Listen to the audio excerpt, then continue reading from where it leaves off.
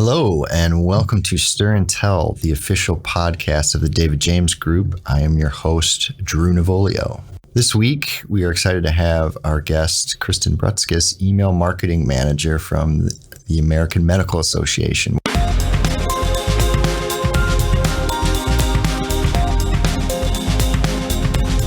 Welcome, Kristen. Thank you for having me. Excited to be here. We are thrilled to be talking about email marketing this week. We've been on a run of podcasts and content about various things, but one, tactic, marketing strategy that all of our clients and frankly, a lot of companies in general use is obviously email marketing. Mm-hmm. You have been with the AMA for how long?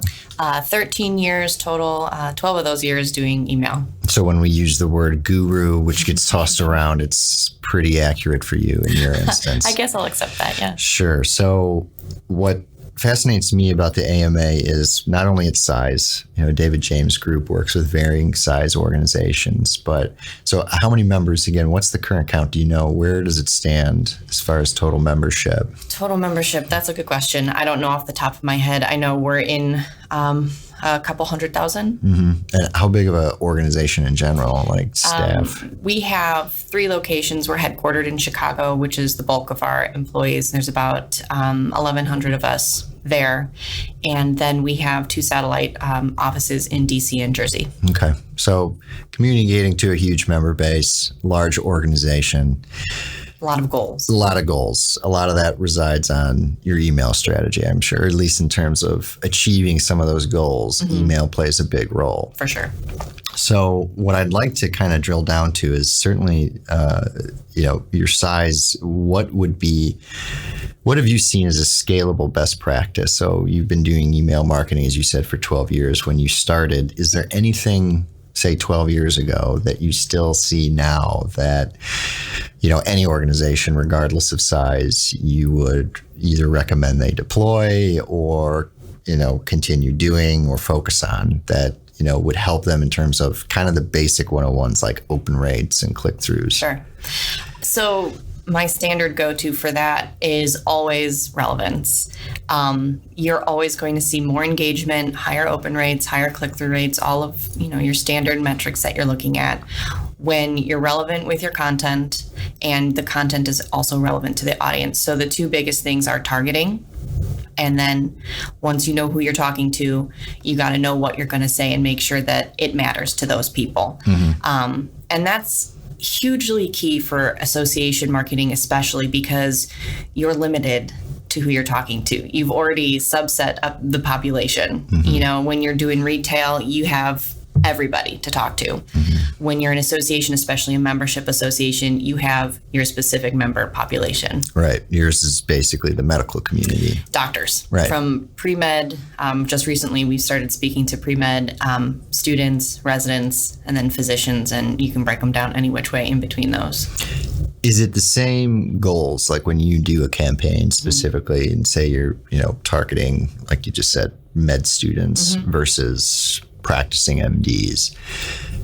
Is it the basic, like, we want a good open rate, we want a good click-through rate, we want to see how much is being consumed on mobile versus desktop? Are Sure. your KPIs, if you will, pretty much the same now as they were 12 years ago? Yeah, I would say that they're the same, but we look at them differently and we assign them different levels of importance depending on the campaign and what we want people to do with it. So I think that's another thing that we've certainly gotten better at, but I think every company can always improve on is before launching the campaign, identifying the goals of that campaign. What do you want to happen? What do you want the reader to do? Are you trying to get them to click through, to go to the next page, to join a funnel for conversion, or to read articles that are highly relevant? Are you just trying to get the information across in that email? So what you want to see is high open rates and low unsubs. Mm-hmm. So it depends on what the goal of the email is and where we rate mm-hmm. the level of the information and the metrics we're tracking. But yeah, it's still all the same metrics. Sure. So when you say relevance to copy, like the email copy. Now, in your role with that size, do you write or do people send you the copy? No, so we are, I guess, either lucky or unlucky. I don't know. Based on the size that we are, we have roles for everything. I know there's a lot of companies where, the manager of email marketing does a little bit of everything. They wear multiple hats. In my case, the hat that I wear the most is managing production. Managing the deployment, managing a lot of top level reporting, and we take on managing sort of the organizational governance and technology is what we're managing. When it comes to strategy, which we do sit in on often, it lies within each group. So I told you we've got about 1,100 people, breaks into roughly, maybe high level 10 departments, all of them with their own goals, all of them with their own communication strategies, all of them with their own marketers. And we are sort of the only people seeing everything come through. So we try to keep an eye on everything to make sure, hey, what you're saying over here isn't going against what we're saying over here. Right. But mostly we're trying to manage to the amount of goals that are coming through our area without, stepping on too many toes. Sure. And letting everybody reach what they're trying to do. Right. I imagine you have a lot of mouths to feed in terms of on that scale, which I would imagine is, and we hear that's email in general. Yeah. And, what's one of the things we're trying to constantly refine, right? So we have a good working model. We exist not sort of on a hub team, but we exist in our physician engagement team, which is specifically membership. But my function is organization wide. Okay. So on the membership team, we have writers and designers. We have a production team because we do everything. We do direct mail, email, tele campaigns, fax. Really? Yep. Fax is definitely still big in the healthcare world. And it's actually a successful channel for us. But we have a lot going on there. And so we try to use that model as we're looking at and trying to help the other business areas refine how they're doing it. They don't all have writers. They have somebody who's been dubbed, they're going to write our copy. So it doesn't all come through sounding the same. Sure. And so one of the things we're trying to do is put together some really high level best practices about the consistency of our voice and the similarity of our voices to make sure that when anytime an email is coming out, it sounds like the AMA. Right. And it doesn't sound like maybe we're being spoofed or, we don't all know what we're talking about. Right. So it's something where my team is currently working on is putting together a deck that we can sort of share with the rest of the organization that says, hey, we're coming to the end of the year. As you start prepping for your marketing campaigns for 2020, here are some things to remember about how to best utilize this channel. So it's like a best practices, but it's sort of like in a certain time period, focusing on when you're going to get a big push. Yeah. It seems like that would be a good recommendation for any marketing manager or organization. But I know, as we've mentioned, things for some organizations are constrained, but it's a good best practice. Yeah, it's good to make sure that each aspect of the campaign is getting its due focus so that it's all working for you. So what about, let's jump quick to technology. Sure. So, there's the software that you actually use to communicate, to handle the communications and track the analytics and report out and whatnot.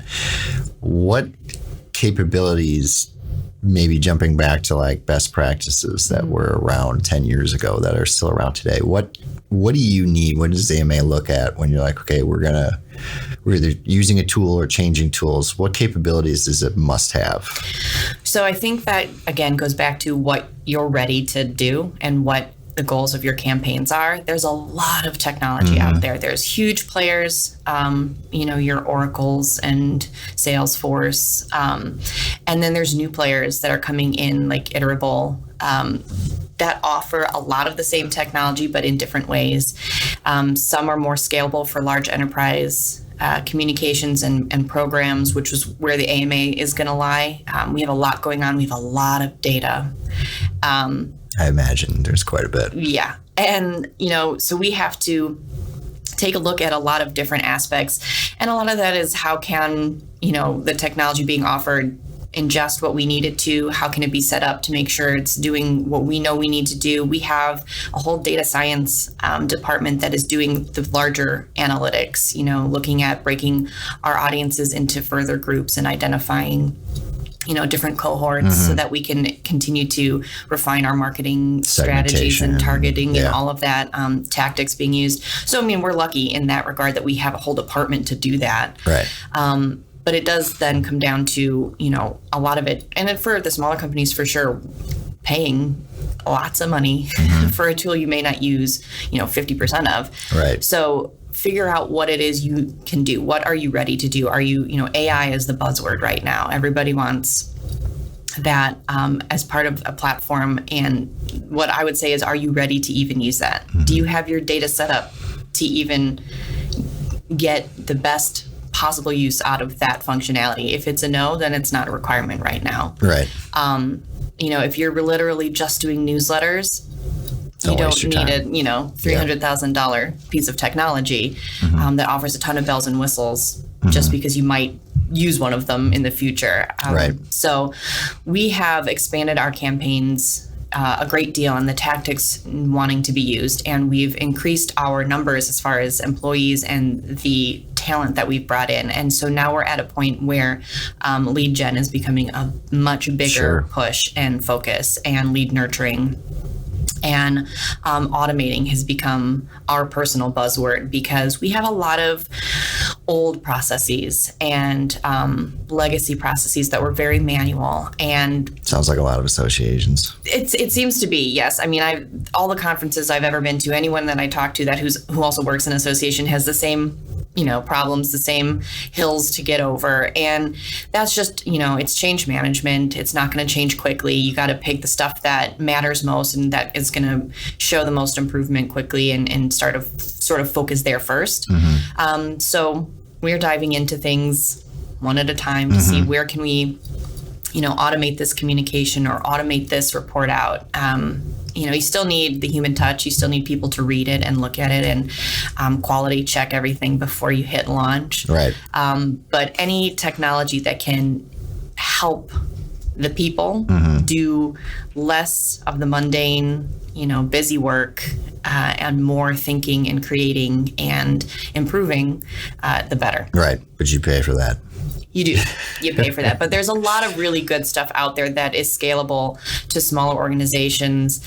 I would say I think it's Gartner that has a quadrant out there that they do every year that sort of places all of the email technology out there and lets you know what their strengths are, what their weaknesses are, what they might be better for. Size, what groups. Yeah, like newsletters, you're looking for an ESP, right? That's email service provider. That's what they're scalable to do. Marketing automation, that's a totally different, path.